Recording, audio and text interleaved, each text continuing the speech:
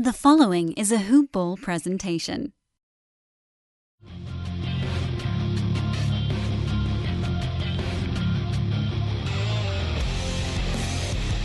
Welcome to the Fantasy NBA Today podcast.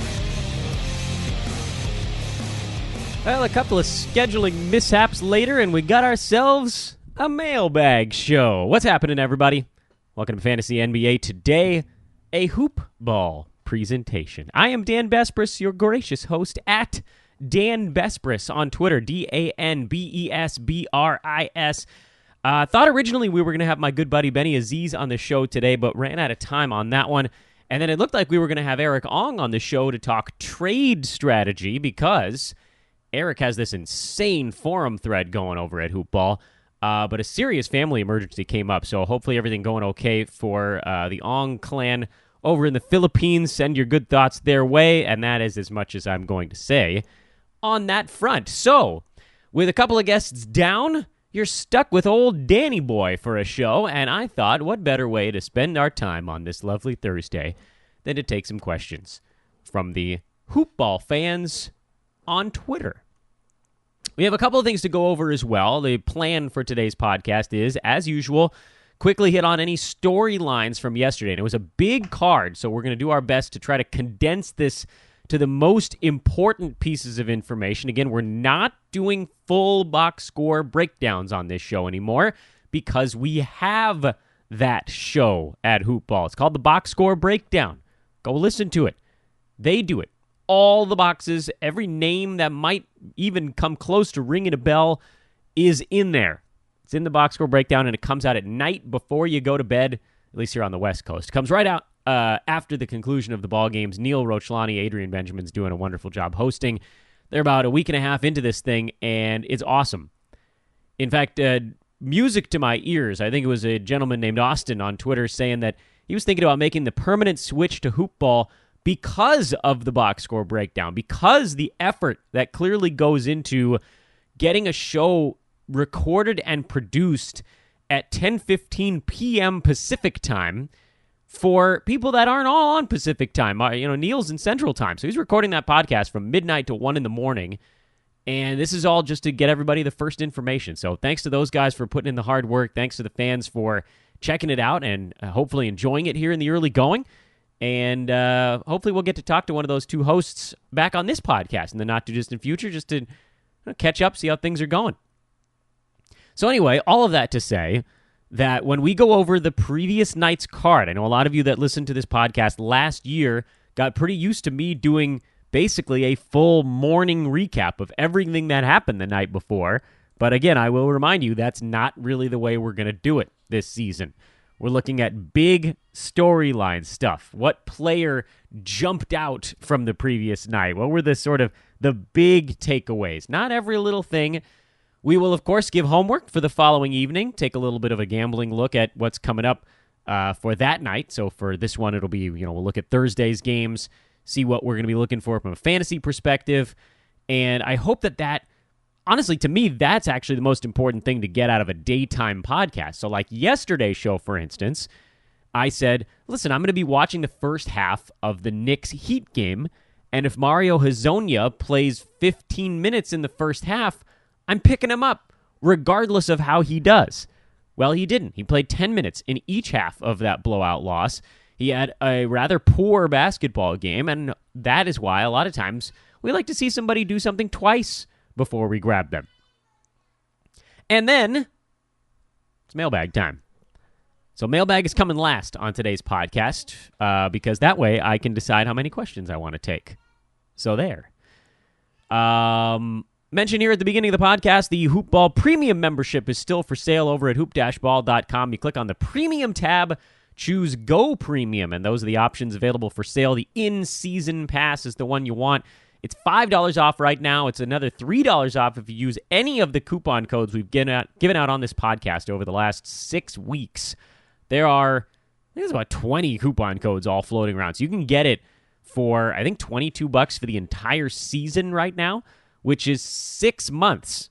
The season's 6 months long, guys. In fact, it's like 6 days shorter than 6 months long.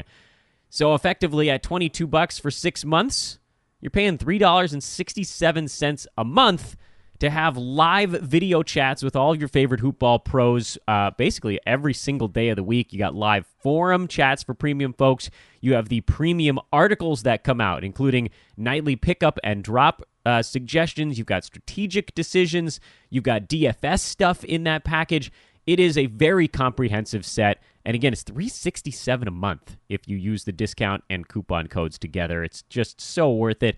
You'll be happy you did. Let me know if you get that thing. Tweet at me, and I'll retweet that joint so other people can see that you've made a good decision. Yesterday, massive Wednesday card. So again, we're going to try to keep this thing somewhat condensed to allow us time to do some mailbag questions. But here we go. Quickly, from any of the games that pop up on the radar, and I'll just look at them chronologically as we do this thing. For Dallas, Wesley Matthews was the guy we were watching in that game, and he was great. He started the game insanely hot. I think he hit 6 of his first 9 buckets. Cooled off a bit after that. Still ended with 23 points, 5 3-pointers in the ball game. Only 1 turnover. That's always going to be a low number for him. Would have loved to see a steal from Wesley. That's always been something he's been okay at, and it's been lower this season, but I think that's going to equilibrate. I think you're going to see him around a steal per ball game, and you put that on top of the fact that, yes, the percentages are going to be low, but this is legitimately a guy that could hit 3 3-pointers a game, the way the current NBA works. Everybody's just chucking away from downtown. He's sitting at 3.8 right now, which is unsustainable, but 3 is very doable for someone who's taking this many shots from downtown. It is a really high number. He's averaging 11 3-point attempts per basketball game right now, and it's the most shots he's taken in a game, in a season for Matthews, in his career. So some of this stuff is going to come back down, but he's averaging 19 points a game right now. Even if he settles back into that 15 range, you're still looking at a guy hitting about, like I said, probably close to 3 3-pointers a game in a very high octane offense around a bunch of young guys. So they're just getting out and running, and he's firing away. So he should definitely be owned. We mentioned this on yesterday's podcast and the day before, I believe. Hopefully you guys took that recommendation, stuck him on your roster, and he's good to go. He probably will lose a couple of shots per game when Harrison Barnes comes back, but they don't really play the same position on the floor. Barnes' return is more likely going to impact a Dorian Finney-Smith in terms of guys that are playing pretty heavy minutes right now. And the rest of the dudes are all fairly well locked in. I think, you'll see Dirk Nowitzki play. He'll be in that 20-minute range this year, with most of those coming at center. He's just too slow to play power forward anymore. So it'll be about probably 30 of DeAndre Jordan and about 18 to 20 of Dirk. Maybe they'll be on the floor for 2 to 3 minutes a game together. This stuff to me is not really an impact on Wesley Matthews. He's that shooting guard, small forward, wing type, and there just isn't anybody challenging him right now. DeAndre Bembry is a name that I saw come up a whole lot in discussions yesterday. He had a really nice ball game with 11 and 16, 2 steals and a block. He will be impacted as everybody gets healthy in Atlanta. John Collins is still a couple weeks away. Dwayne Dedmon only played 14 minutes yesterday. Those are mostly going to be at center, so that won't totally kill Bembry as he gets healthy. But there's also a little bit of a hot hand thing going on here. You might see more Poitras as he gets healthy. You might see more Omari Spellman. I'm not a full buyer. I think if you pick up Bembry, you could use him right now. It does seem like he probably has a little window here where he could be useful, but I don't think he's a long-term thing. So if you're picking him up, understand that it's just for a couple of weeks. Brooklyn, Karis LeVert, the regression begins. 10-6-4. Not a terrible fantasy line, but also not a good one. Couple of turnovers, low shooting percentage. Didn't get to the foul line. No 3-pointers. Not that this is not a terrible fantasy line if this is sort of the low water mark, but it's why you want to sell a guy who gets off to an insanely hot start and is putting up top 25 numbers. If you can get a top 40 guy, still ought to do it. You still ought to do it. I don't know too many options in Brooklyn these days. It's just, with Rondé Ellis Jefferson coming back, it's just going to complicate things a little bit further. They blew out Cleveland, which the Cavaliers' defense is atrocious, and on top of that, they shot 38% in this ball game. No one can make a bucket on that team. Cedi Osman has slowed Shot selection for Osman was not good in yesterday's ball game. The shot selection for the Cavaliers overall was really bad. Tristan Thompson went 1 for 10 from point-blank range. I don't know what they're going to do, but it's going to have to be something because this is a really bad start, and they've lost games to two not great teams in the Eastern Conference. Luckily, Kevin Love is just going to stand out there and grab a bunch of rebounds and fire away until further notice, so at least you don't have to worry about that right now. And his shooting percentage should come back up closer to his career mark. But no, you're not making any rash decisions after this one ball game, but with what I saw in this thing, and I watched a lot of this game now that I got my League Pass working, I didn't like shot selection. I didn't like the way they played defense. It was bad. It was bad, and a lot of Cavaliers are on the chopping block for me because I think they're going to make some big moves. I just don't know what they are yet. So I don't know that I drop anybody overnight, but certainly guys like George Hill, who, you know, I love him as an old man, but if he's not going to take control in any way of this team's offense, then he falls out of favor. Rodney Hood, I think, is a drop. Colin Sexton doesn't do enough besides score to be on your fantasy team. And Cedi Osman, as this team gets right, Larry Nance Jr. in particular is going to be playing some power forward. That's going to impact Osman. And if he doesn't fix his shot selection, then these cold nights are going to get ugly quick. For New York, the story there is Damian Dotson. No, I'm not worried about Trey Burke. He just had a terrible shooting night, and they got creamed. I would hold there. Hazonia, as we mentioned, he was a need-to-see-it-again guy, and he didn't do it. But Dotson went for 20 and 10 in 34 minutes. This has all the feelings of a somebody-got-hot scenario. He's not a starter. They have Lee and Knox out for a couple more weeks. Maybe there's some room there, but I have this weird feeling that if I pick him up and I throw him into my lineup, this next game's going to be worthless. And then I'm going to bench him, and then he's going to go for 20 and 10 the game after that. So be aware that this type of guy that pops up that hasn't really ever done it before, it's hard for those guys to sustain it for multiple games in a row. For Miami, the story continues to be one man. And that man is Rodney McGruder, who we have said here on the podcast is probably not a full season acquisition. But if you, again, stay glued to the injury report, sounds like Justice Winslow is getting very close. Same with Wayne Ellington. Don't really know what the deal is with James Johnson and Dion Waiters. But as those guys get back into the mix, McGruder's going to take a hit. There's just no way around it. He's been insanely efficient. He's been just excellent at everything he's tried to do. And he was, for the first half of that game yesterday, Miami's best basketball player. Tyler Johnson is going to continue to lose time. Kelly Olynyk got a bunch of time at power forward yesterday against that lumbering New York Knicks team, and that was cool, but that's not going to be the case against everybody, especially with Hassan Whiteside playing well. Whiteside 22 and 14 with 3 blocks. This is a guy you got in the 50s or 60s of your draft, most likely. He's going to end up being a guy that just destroys his ADP this year if he can stay healthy. Josh Richardson bounced back after kind of a rough one. Got off to a terrible start, actually, in this ball game. You'd never know it by looking at his final line. But he had something like 3 points, 4 rebounds, and 4 turnovers midway through the second quarter. And then he popped off, and that was sweet.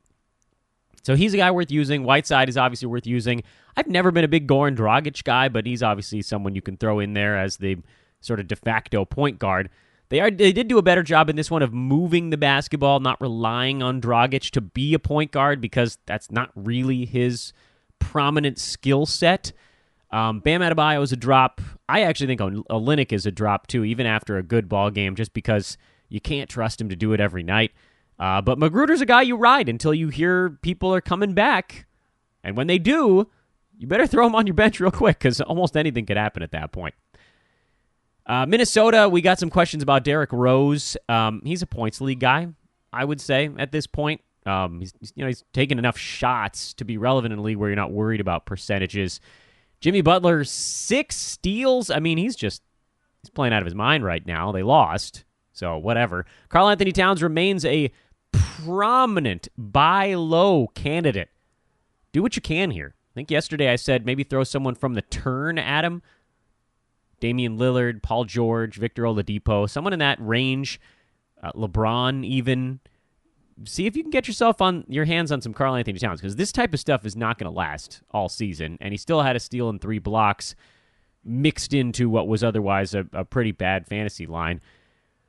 I thought the bigger story from this game was the fact that Anthony Tolliver got more minutes than Taj Gibson, which is a move in the modern NBA that we should hope the Timberwolves make, but let's see how this thing shakes itself out. This may have been a matchup thing. We shall see, but the ability to space the floor is something Minnesota is going to have to come to terms with at some point. Maybe they won't. I don't know. No real stories over on the Toronto side. I know everybody's going to be freaking out about Danny Green, but he still played 31 minutes with DeLon Wright making a brief return. Apparently not fully healthy here. He played 5 minutes, so we didn't get any real new information there, but Green just went 2 for 8 from the field.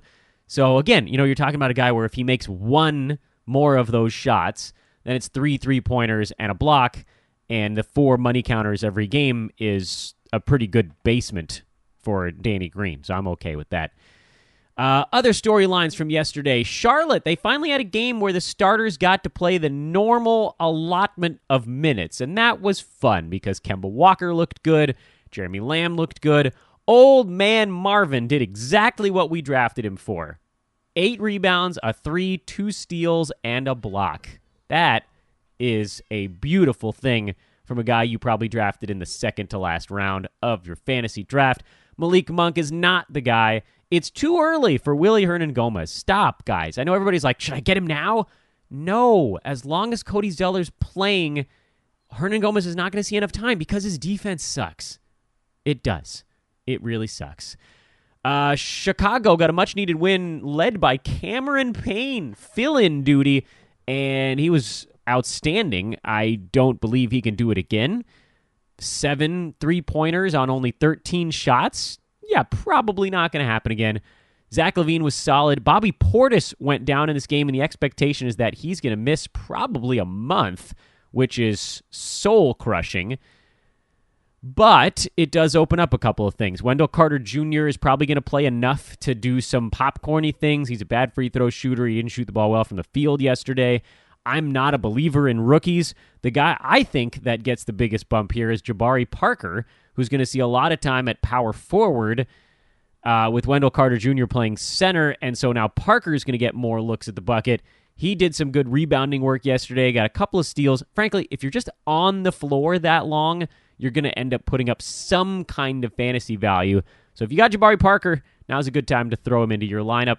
And poor Chicago, they are beat to hell right now, and they might have to go into a tank early this year. Yikes. Indiana played another blowout. That's it.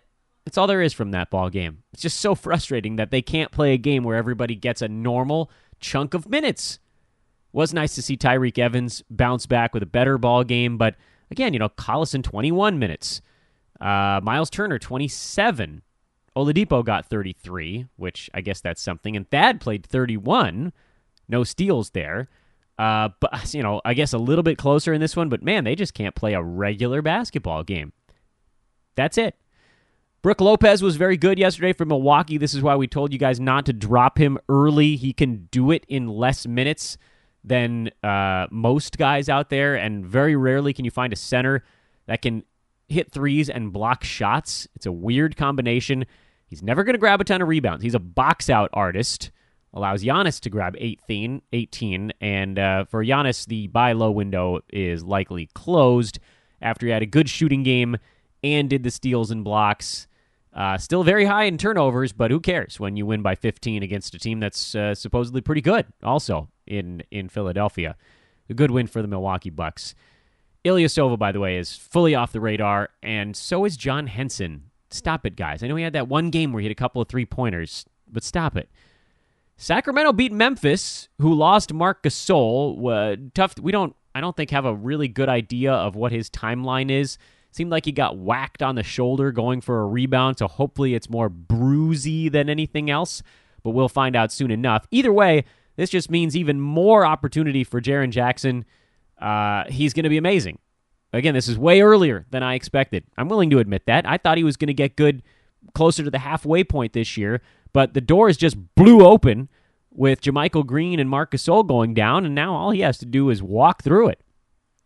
Other stories from that ball game: Slow-Mo played 28 minutes in this ball game with Chandler Parsons out. Didn't do a ton with them, but absolutely positively should be owned. And as he's playing minutes now, the other stuff will come. Rebounds, assists, steals, blocks. Those are the things that he can do. And if he's on the floor, he's going to do them. And okay, I want to pause here because this is a big moment for me. I'm taking the sign off the treehouse.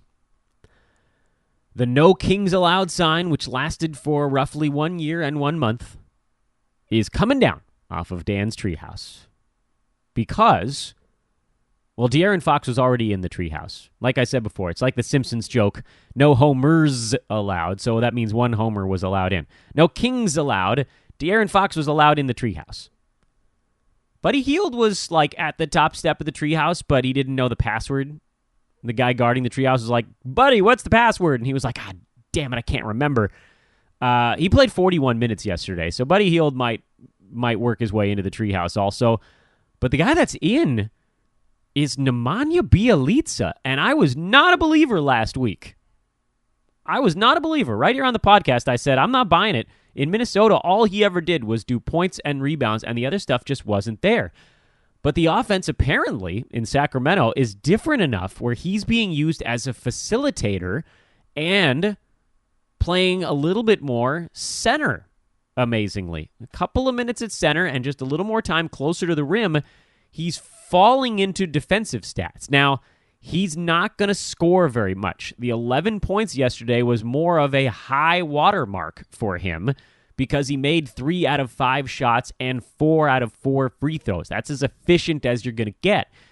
But if he's out there scoring 9 points a game and he's grabbing close to double-digit rebounds and he's getting you 2 to 5 assists and a steal and a block and a three-pointer maybe, that's a guy absolutely positively worth owning because he has power forward and maybe even center eligibility in some leagues. So Nemanja Bjelica, who they did lure away, I think he was overseas, right? They lured him back, and he's here now.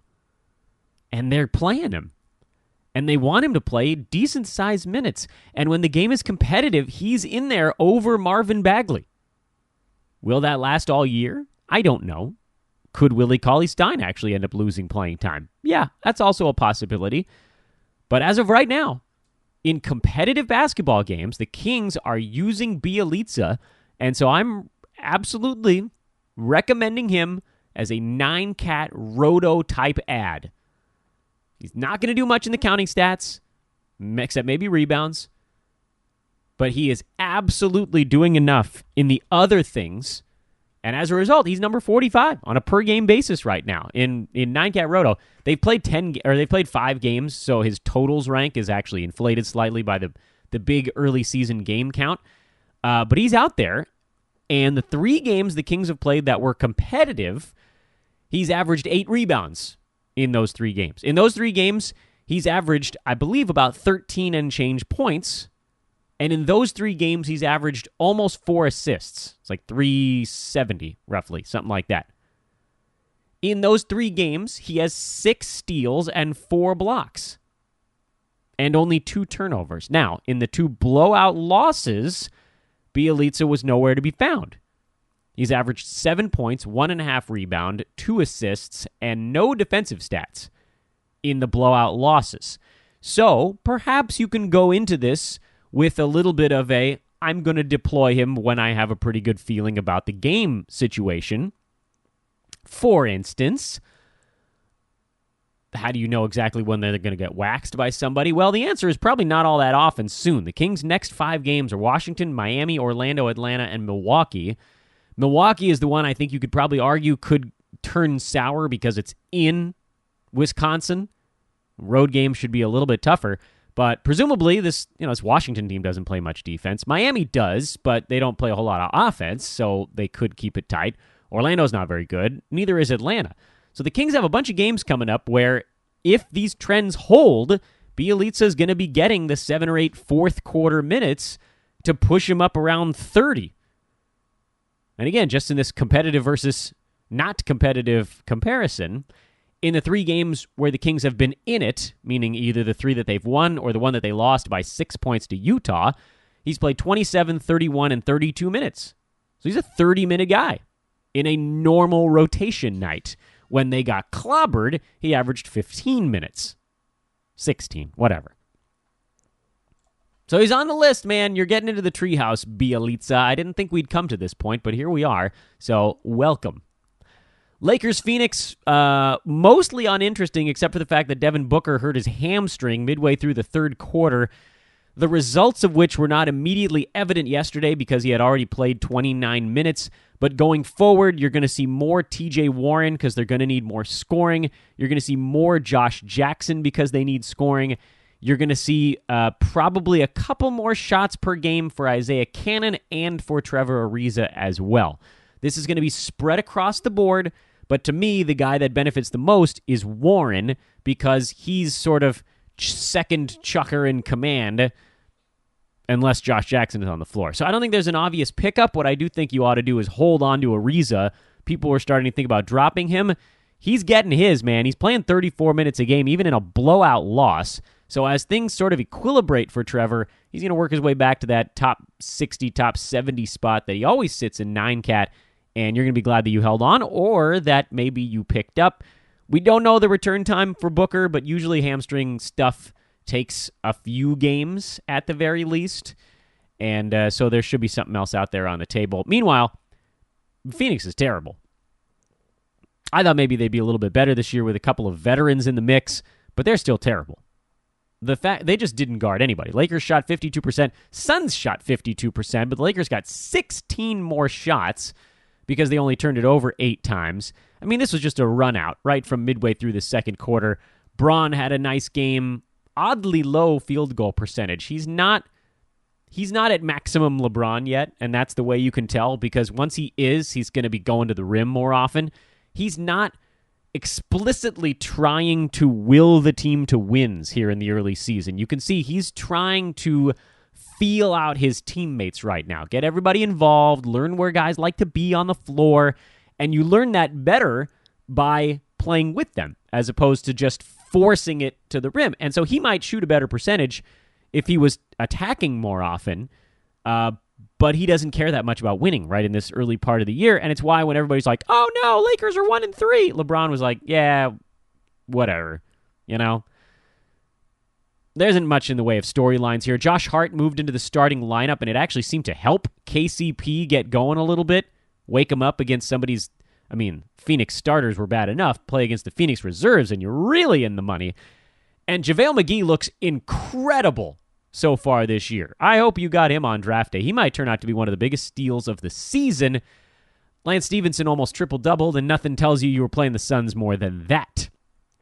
Warriors put up 144. Steph Curry had 51 points on 24 shots, 11 three-pointers, and a perfect 10 for 10 at the free throw line. I am beside myself that I didn't get a top 4 pick in my fantasy drafts. Beside myself. I wanted Steph Curry so badly this year. It's why I actually took the over for the Warriors. A really high number to go over, and you can read that description in the thread that Brewski started in the Hoopball forums, where I basically said, look, Steph's going to be on a mission this season. He wants to show everybody the ankle stuff last year was a fluke. He wants to be MVP of the season, of the finals, whatever. This is Steph's town, and I thought this season was going to be one of his best ever, and I'm so sad that I have no shares of Steph Curry, and it's exclusively because I didn't have the right draft position for him. He never fell to me. I got all these tweets yesterday of people that are like, I got him at 9, and I'm like, you son of a... How did he fall to you at 9? What league is this? Dude went in the top 6 in every single one of my leagues, regardless of format. I got to get into some clunkier leagues. Dwight Howard's still out, so you can keep riding Markieff Morris for the time being, but otherwise, no stories from that ball game. And that is your storylines from a very big Wednesday. I know we touched on a lot of stuff, but it's early in the season, so we're watching a lot of stuff. Went a little bit longer than I hoped for. Quickly here, Thursday, just a 4-game card, so we won't spend a ton of time on it.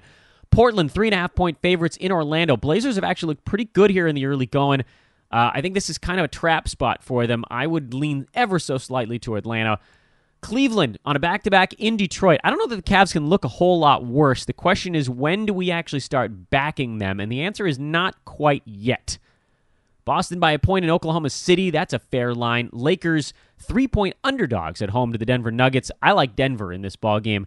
I still think Lakers are feeling it out. They put a good feeling in everybody's mouths, a good taste in everybody's mouths with the win in Phoenix yesterday. But Denver is good, like bona fide good this year. And Jamal Murray has some bad blood with a few of the Lakers, who are still, by the way, missing Rajon Rondo and Brandon Ingram. I think the Nuggets pull away late. They win this game by 6 or 7. So probably my strongest lean, much as I love the Lakers, is the Denver side. We'll go track meet for 3 quarters, but once Denver starts playing some defense late, their half-court offense is so much better than the Lakers after 1 week of basketball this year that they'll pull away. From a fantasy perspective, there isn't a whole lot going on in Portland. There was a Zach Collins flare-up that I tried to talk people down on, and he's sort of quietly gone away. Orlando, we're obviously watching to see what Jonathan Isaac does. Can he string together a couple really good games? I hope so. Or maybe I don't. Maybe I hope he gets dropped in some leagues so I can scoop him up. Cleveland, I got to know. This is probably a game I'm watching because I want to see Ish Smith and Reggie Bullock, and I want to see everybody on the Cavs that's not Kevin Love and see how they respond after 2 humiliating home defeats. And now on a back-to-back, they could get ripped apart. I mean, this could be the beginning of the end for Cleveland early in the season, and I don't think I'm overreacting. They got to put one in the win column, and this doesn't feel like a good spot for it. But I do want to see, can George Hill do a little bit more? Can Rodney Hood do a little bit more? Can Chetty Osman take better shots? Is J.R. Smith going to play more? There are a lot of questions right now looming over the Cavs. I like a lot of those older guys, some of the younger ones even, but they can't be as bad as they were or are. Boston, too many mouths. Oklahoma City, too many mouths. I mean, outside of the main cogs, I should say. Denver, we're still watching to see if anybody can pick up for Will Barton. It hasn't been any obvious one guy yet. Maybe it will be, but not to this point. And then with the Lakers, at this juncture, you're mostly just watching for entertainment value because 2 of their main guys are out. So whatever we find out in this one won't be the case by the weekend. There you go. Quick preview of Thursday. Managed to knock that out pretty fast. Which means we still have almost a half an hour for the mailbag. Here we go, folks. I'm going to try to start. I'm going to do my best here, and I make no promises about trying to hit these questions in the order that they came in, but I am going to bounce around just a tiny bit based on questions that I think are sort of better suited for the mailbag. Trade-related stuff. This is the one we're going to start with. We're going to go with some big-picture questions to start things out. Trade-related stuff. How do you approach a GM for a trade? How do you sell your players? And how do you get the best deal and all that? Well, I think one of the main keys is that I don't actually like to text with other people to start out. I like to send an offer out there to begin, because if you text someone, you can accidentally tip your hand a little bit. You say, oh, okay, this is the guy I'm looking for on your team, or something like that. I think when you just send a trade out, it's less obvious what you're trying to do. Maybe you're targeting a center, but maybe you put it in a 2-for-2 kind of package. It's not clear to the other team which of the guys that you're actually looking to get. So I think you start with a fair trade offer, something that you think benefits yourself a little bit, nothing insulting, but you get something on the table. And the hope from that point is that they will reach out to you, whether it's by text or WhatsApp or Twitter or whatever, or maybe they counter with a message. That's the best case scenario. They send you a trade back. Then you start to get an idea of what they are actually trying to do. It's a process. It takes a few days. If there are people in your league that you're actually quite close with, then you can just talk to them. Those people you don't have to play a whole bunch of games with. But for the most part, you're not like best buds with everybody in your leagues. Even your home league probably has 3 or 4 guys you're like, who the hell's that? How'd they get in my league? Is that somebody's friend of a friend of a friend? The ones that you're super close with, yeah, you can just hop on GChat or whatever and orchestrate a trade. I've done that a number of times. But for everybody else, You flip something out there, you kind of see what comes back your way, and then you massage it. You're also probably going to have to feel a little bit like you're losing. Such is the nature of the sell. You're selling a guy who is hot, and hot players, it's almost endorphin-y in some way, where you got a guy on your team who's just going bananas. Doesn't even matter who it is. I mean, let's see, I got a couple of pretty good teams going in the early part of this year. I feel strong. I feel good. Who's overperforming in a big way? JaVale McGee. He's having a great start to the year, but he's not going to be a top 20 guy all season in 24 minutes a game. It's just not going to last. He can't keep up the 3.3 blocks all year, and even if he does, he's not going to score 16 points a game all year. It's unsustainable. Some of it is, he could shoot 60% all year, probably not on 11 shots a game, but he could shoot 60%. He probably... Yeah, he could average 2 and change blocks, I think, pretty easily. But a lot of this stuff is going to come back a little bit. That's unsustainable. He could have a good season. He could be a top 60 guy. But he's not going to be top 20. So in this scenario, let's say you're trading away JaVale McGee and you're targeting someone who... Let's try to pull an example out of the sky. Somebody drafted inside the top 40 that's off to maybe a little bit of a slower start. Somebody in that 25 to 40 range would probably be a decent target just for this particular example. Klay Thompson. He's off to a horrible start this year. Shooting percentage way, way down. And a lot of that stuff feels mostly unsustainable as well. That's going to improve. CJ McCollum is in a similar boat. Kevin Love, if you trust him to stay healthy, is in a similar boat. Jamal Murray. Although I think I'd actually aim higher than that right now with JaVale McGee because of how good he's been. But at the end of the year, there's a pretty high likelihood that Klay Thompson is going to be ranked ahead of JaVale McGee. It's not a guarantee, but a pretty damn high likelihood of that. Same deal with McCollum. So you're sending a trade out there. Maybe it's not even a 1-for-1. Maybe it's JaVale and like some other top 60 guy on your team for Thompson and some other top 70 guy on the other team or something like that. As that trade gets processed, you're going to be sitting there thinking, ugh, I took on these guys that are crapping themselves. They're soiling their pants here to start the year. Why would I want to take these guys onto my team? There is almost always a sour flavor if you're making a trade. If you make a trade and you feel like you're winning, that means that you're probably fleecing the crap out of the other team, or you just bought high on someone. There's two opportunities there. Either you're just destroying the other team in a super unfair trade, or they suckered you. There are also those very rare scenarios where two very smart people just expect wildly different things from the same player. You just have a true disagreement where one of you values a guy a different amount than the other, and that allows you to make a trade that you wouldn't normally be able to make. So to me, you can't expect these things to happen overnight. You have to stick with it, and you probably have to feel a little bit dirty as it's going down. If you're truly selling high, if you're buying low, which is one of the main things to do in a trade, the other would be sort of positional switching. I need steals, you need blocks. Here, let's do a guard for big man kind of thing. Those are a lot easier, by the way. If that's the type of... those are the types of trades I think that happen without someone saying, hey, Dan, how do you do a trade? Those you can just exchange fair value. If somebody needs one stat and another person needs another, easy. But in these buy low, sell high, try to upgrade 2-for-1 type of stuff, you have to feel like you're giving away more than you're getting back. It's not going to work. If you don't feel like you've given up too much, it's not going to work.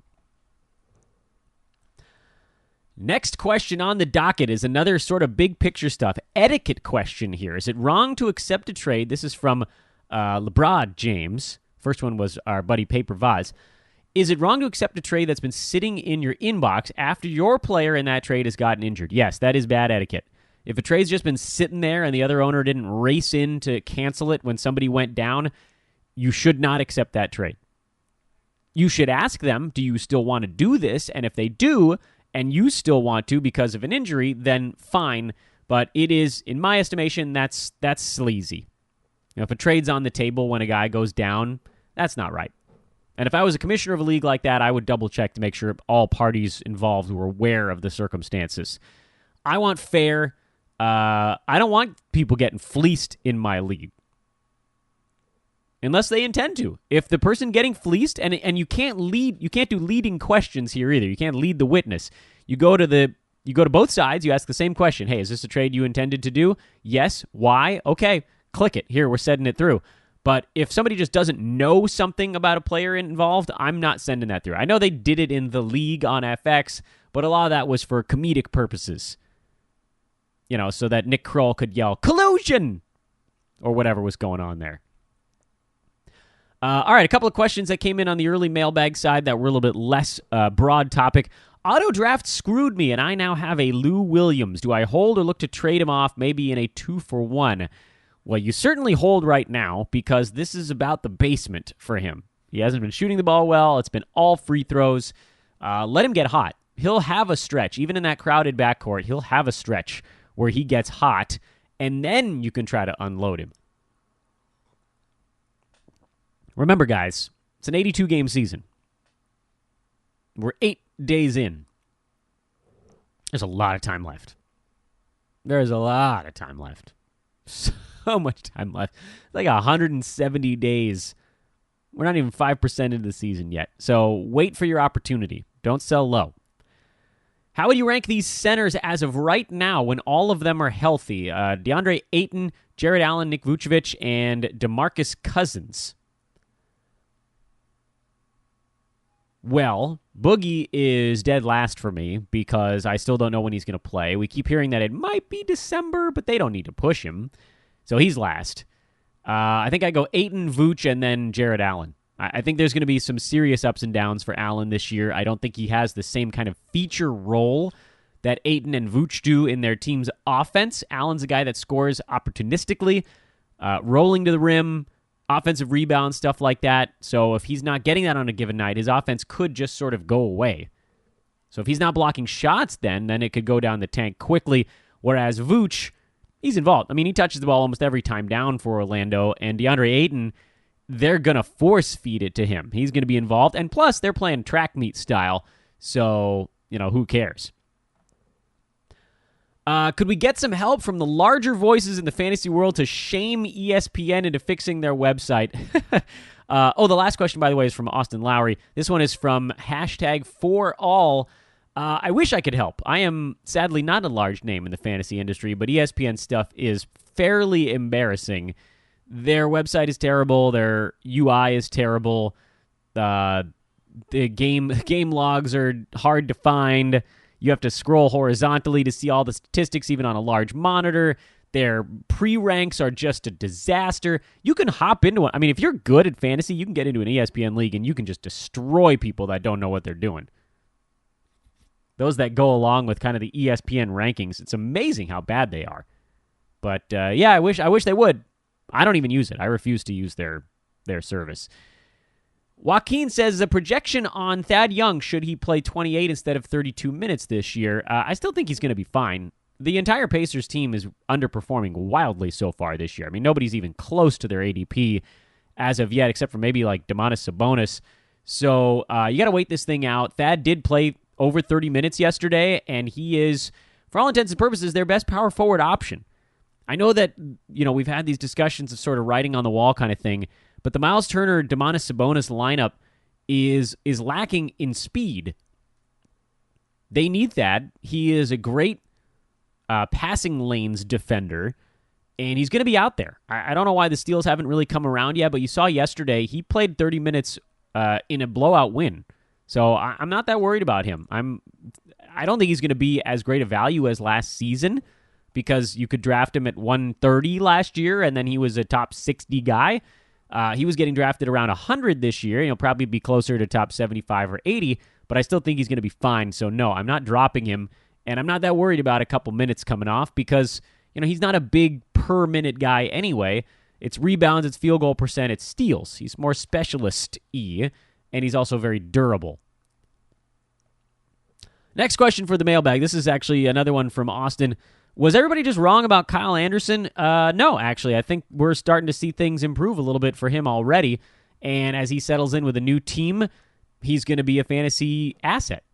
It's just going to be a weird asset. You're going to see him on a lot of waiver wires, especially in head-to-head formats, because he doesn't do any of the popcorn counting stuff, and he doesn't shoot the three ball. So no scoring, no threes, not a ton of rebounds, not a ton of assists. I mean, he'll get you a few of each. But for him, it's mostly steals and blocks and field goal percent when things are going right. He's right around the rim. He's a weird fantasy stat set guy. He's going to work his way up the charts very quietly. No one's going to notice, but you saw it yesterday. He started to get a few more minutes for that Memphis team, and if that continues, then he's absolutely worth using. Who are some of the guys you could aim for with Karis LeVert? Beal and Drew, is that too high? After LeVert's next explosion, I'm going to put some offers out. I think that's aiming too high. I think you're going to be able to get a top 25 guy for him. I think that top 40 range is sort of what we were hinting at earlier. I might look at a Klay Thompson. I might look at a CJ McCollum. You're going to have to target somebody who's not playing as well. If you like what Draymond Green does, you might be able to target him in there.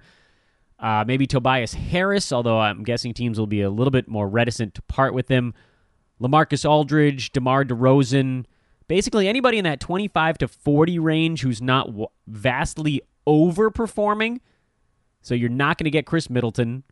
You're not going to get Eric Bledsoe. I don't think you're going to get Tobias Harris. He's not overperforming, but he's basically hitting his mark. You're not going to get Rudy Gobert. You could probably get Jamal Murray or Aaron Gordon or Miles Turner. You're not going to get Gary Harris. I don't know that you want all of these guys, but those are just some of the names on the list. I think that that's the realm you should be targeting, and you might even want to go 2 for 2 just to sort of cloud it up a little bit for the other person involved in the trade, so they're not.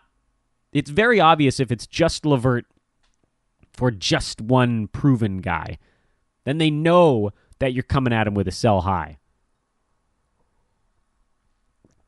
I'd go LeVert and some other guy in that top 60 range for one of the guys we just talked about, and then someone else who's kind of also in that 60 to 70 range, so that it's a little bit less obvious. Maybe you go a little bit of a sell high on like a top 60 guy and a little bit of a buy low on like a top 60, 70 guy, so that it feels like they're getting a couple of things. That might be the way to grease that thing over. Brick, taunting me, asks if the Red Sox are going to sweep or win in 5. I do think the Dodgers win a game, and I maintain there is some hope left because I actually kind of liked their offensive approach early in both Game 1 and Game 2, but this isn't a baseball podcast. I will say, though, that the Red Sox throughout this postseason have just been so good with 2 outs and runners on base that they've just sort of broken teams. You're so close to getting out of an inning, and then boom, 2 or 3 runs come across, and you saw it. I thought the Astros were the best team in baseball, and they just got waxed. Just heartbreaking stuff. 3-run home runs and 3-run doubles and grand slams, all these things happening with 2 outs. It is unbelievably demoralizing. I mean, you feel it as a fan, right? For those of you out there that watch a bunch of baseball, you feel it as a fan where you're like, oh my God, we're 1 strike away from getting out of this thing. And then boom, you look up and you're down 3. It's crushing. Works the same way for the guys out on the field. So the way this series could turn around, and I'm going to limit this to one more thought, is if there's a game in LA where Boston fails in a couple of 2-out run scoring situations, then the Dodgers might start to feel like they can get them out in those spots again. But right now, Boston doesn't think they can. They don't think they're ever going to leave a runner on base in an inning. They're going to get him home, and they're going to score a run in that spot. And it's really hard to beat a team that just, they believe they're always going to score. I'm impressed. Honestly, I didn't think the Dodgers were getting to the World Series anyway. So for me, it sucks to run into a buzzsaw like that, but still a pretty awesome season for my Doyers. More mailbag questions. We still got a little bit time left on this thing. I think I'll give it another 10 minutes or so. This is from a cool geek on Twitter. I've referred to myself as that before. Would you flip Kemba or Lillard for Rudy Gobert? Also might get Bledsoe in a trade. Would you also flip for Gobert? Lillard, no. hard no on Lillard. Kemba, I'm also leaning no. I think this is going to be a big year for him with no Dwight Howard in town. Bledsoe, maybe. I think those guys are going to end up pretty closely ranked, Bledsoe and Gobert. So in that spot, if you really need the big man stats, that to me is a pretty fair trade. But in the other ones, you're sort of going down a little bit. Definitely with Lillard, you're going down. Kemba, it's closer, but I think he's going to have a stronger season. So just Bledsoe out of those three. Justin Holiday or Nemanja Bjelica? Good question. I'm going to go Bjelica because Holiday does need to actually score a little bit to put his stamp on a game. And so if you have a ball game like yesterday where he gets off to a quick start and then the shot just kind of stops dropping, the other stuff is not always going to pick him up. He needs to be a decent percentage guy, hit you some threes, some rebounds, some steals, good free throw stuff. So if he's not being aggressive on offense, if it's not coming to him, he can disappear a lot more quickly than Bjelica, who they don't really expect to do much on offense anyway. He's a just keep him on the floor and something is going to end up in his hands kind of guy. So Bjelica right now.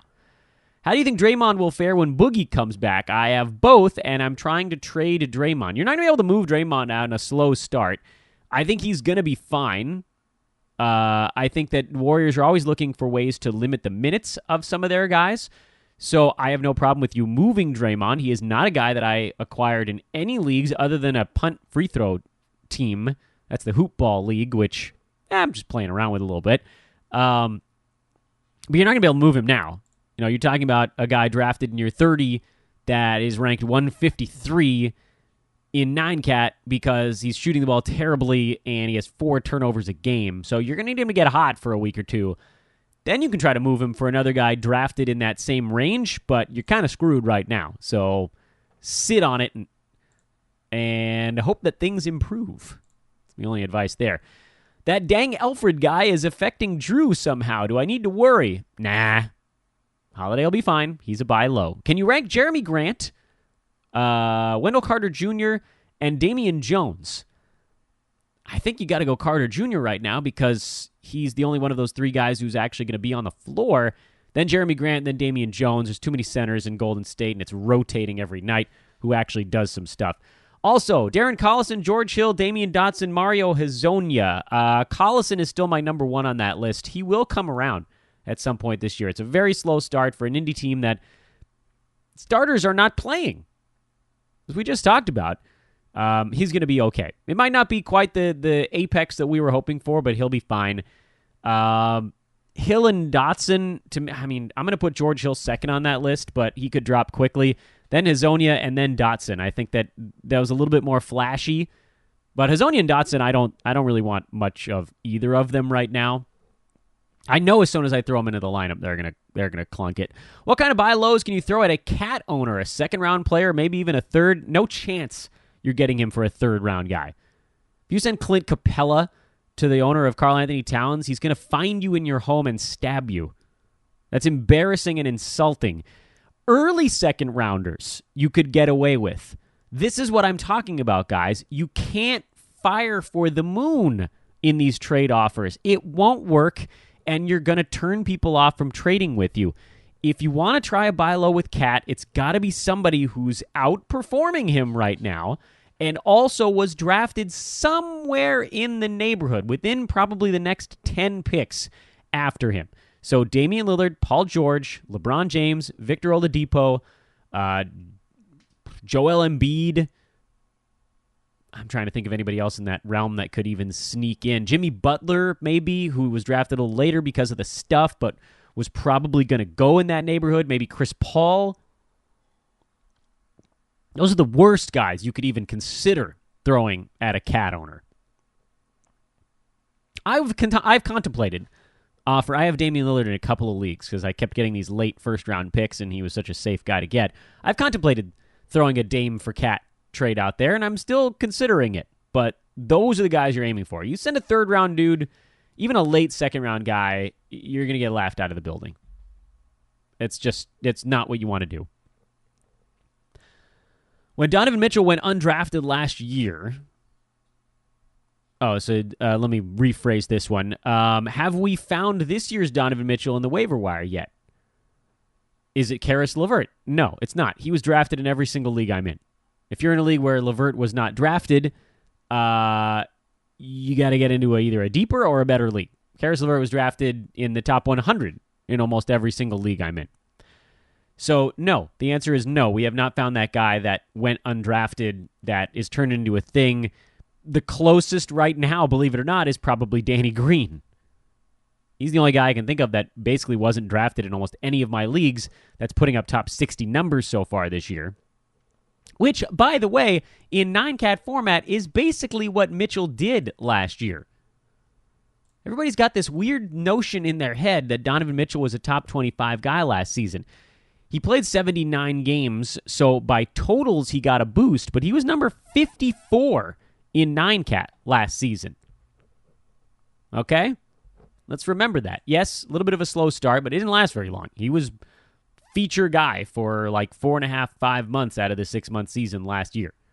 So no, I don't think we found that guy yet. I think he could still surface, or maybe it'll be Danny Green. Tough to know. Patrick Beverly, Reggie Bullock, Mario Hezonja, Nick Stauskas. Order from pickup to wait and see. Beverly should never have been dropped. Reggie Bullock is a pickup. Hezonja and Stauskas are both wait and see. Who are your top 3 guys? By the way, those questions were from Brent. Who are your top 3 from this group? Bjelica, Payne, Ish Smith, Al-Farouq Aminu, and Reggie Bullock. Top 3 from that group. Well, I'm not that interested in Cameron Payne. I don't think this is going to be an every night thing. There will be some Ryan Arcidiacono games where he plays better. There will be games where both of those backup point guards are not very good. So Payne is out for me. Al-Farouq Aminu is coming off a really nice ball game, but I guess just because of limited upside, you could probably take him out of the list. Ish Smith is probably the third from the bottom, and then Bullock and Bjelica to me are both guys that should be on your team. Whereas, okay, that's how we're going to organize this. Bjelica, Bullock are guys that are on your team. Ish and Aminu are guys that are probably on your team, and then Payne is a guy that, I could take it or leave it. 3 minutes left. It's lightning round time because we still got a bunch of questions in the hopper. Will we witness Gorgie Jeng's return to fantasy relevance this season? No. I don't think he's going to get traded. Somehow, in my mind, nothing good can happen to Gorgie. If he does, pick him up because he's a brilliant 9-cat guy. What can you say about Spencer Dinwiddie's early production? Do you think it can get better? Not as long as everybody's healthy. Too many guys out there. If somebody goes down, he immediately rockets into the top 80. I've got some injured Bulls eyeing me from the waiver wire. When is the time to pick up Markkanen and Dunn? 2 weeks from today. How worried should Turner owners be by Domantas Sabonis? Should we wait for a Turner hot streak to sell high? I can't believe I fell for him again. I am somewhat concerned, but I don't know that any of us really thought Turner was going to play 35 minutes a game. I'm satisfied if he plays 28 to 30, provided he gives me 14 and 7 with 2 blocks a night. He is Serge Ibaka 2.0, where you're looking for 3 statistical categories and some good percentages. He's not going to be a 20 and 10 guy. It's just not going to happen. So don't panic.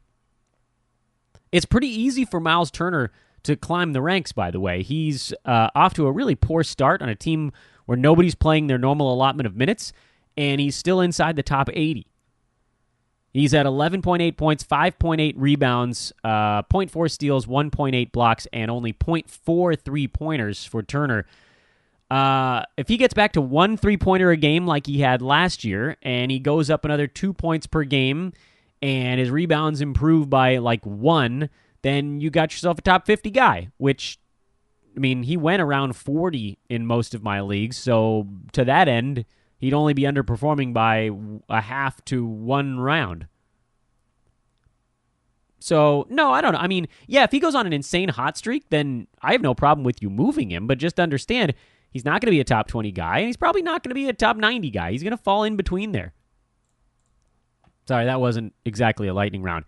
Hey, can DeAndre Ayton pass now? Is that a thing? Phoenix sucks, and they really want to try to run, so I think guys are just going to fall into assists from time to time. I don't think he's going to average like 3 per game, but 2 is very doable for a center, and that's not bad. Player value versus team needs. I have a free throw punt team where I could increase my steals and assists. I got an offer of Depot and Drummond for Kawhi and Capella. I passed, even if my steals and assists would improve. But where's the line between team needs and player overall value? This earlier in the season, it's player value. As soon as you start attacking weird team needs on the second week of the year, you're going to miss out on somebody cool and important. The caveat to that is, if you're not in a punt format, you can dodge guys who are bad at a particular statistical category, right? So you want guys that are going to help. You can avoid guys that are going to hurt, even if they're really good in a couple other categories. So I agree with your decision here. If you believe Kawhi is going to be better than Depot, you take the Kawhi side. If you think Depot is going to be better than Kawhi, you take the Depot side. Drummond and Capella, to me, are going to cancel out a little bit as this season goes on. We got an auction question. That'll go on a future podcast because not an auction expert over here. That's going into the bucket.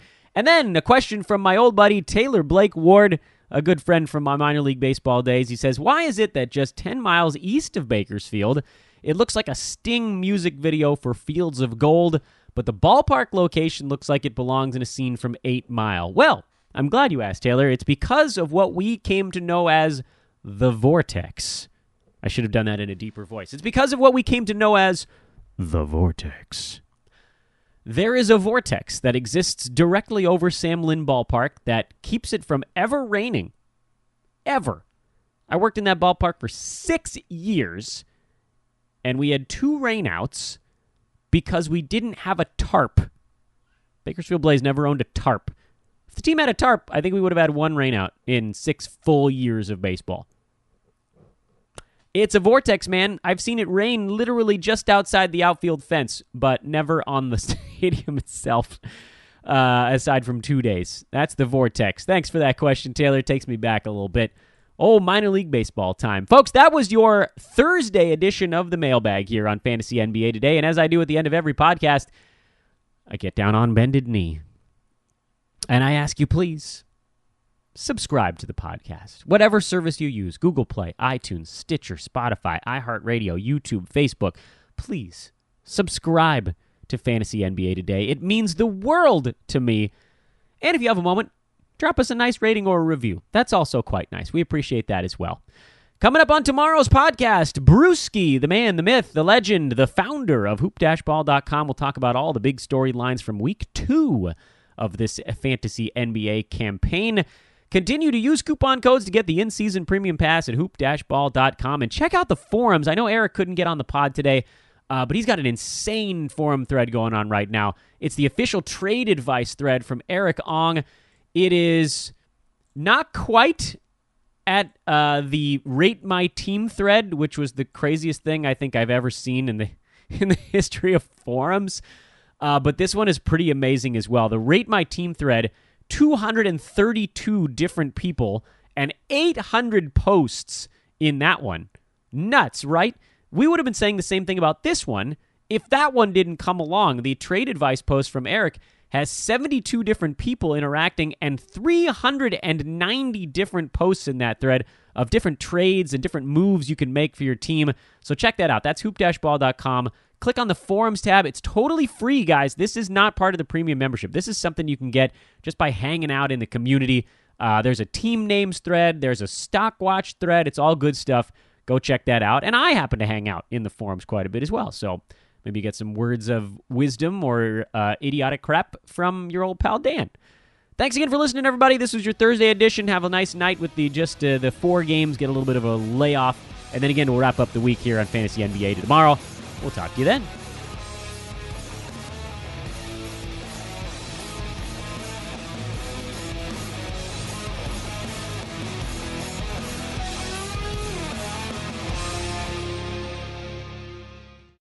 This has been a Hoop Ball presentation.